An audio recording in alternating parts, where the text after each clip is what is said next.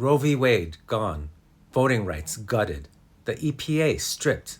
Union power kneecapped. Presidential immunity granted. One unelected man, 30 years, no vote from you. And he's not done. He's still weaving his web.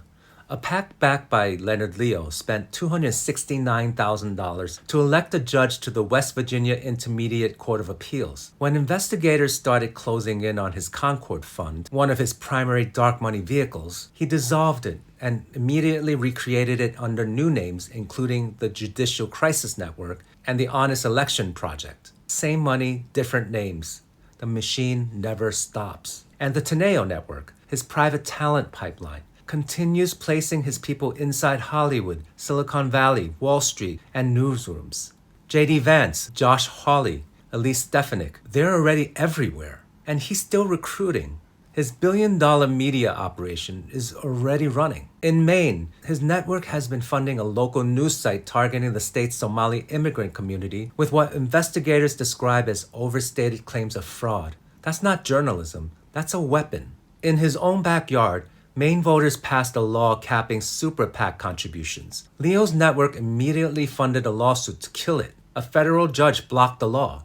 Democracy overruled by dark money in the state where Leonard Leo lives. He does all of this from a $3.3 million 11-bedroom mansion in Northeast Harbor, Maine, on the same island where the Rockefellers and Vanderbilts once summered.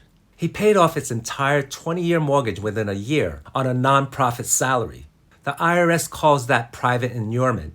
It's illegal, and they're investigating. He bought a Catholic church down the road, and when a 24-year-old protester called him a fascist from a car window, he called the police. The arrest was dropped. Leo paid $62,500 to settle the First Amendment lawsuit. One of his neighbors put it perfectly. He comes to a small, quiet community and does this evil, far-reaching work that is going to affect millions of people. But he wants to just live this anonymous, quiet life. Not anymore.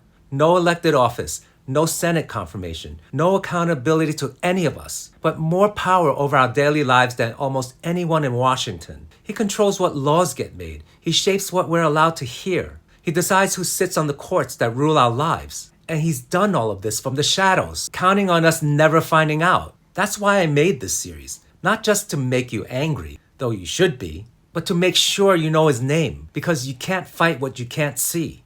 Keep your eyes on Leonard Leo. Say his name. Share every part of this series. Because no one who has worked this hard to take away our voice deserves to keep his anonymity. Now you know who he is. Make sure everyone else does too.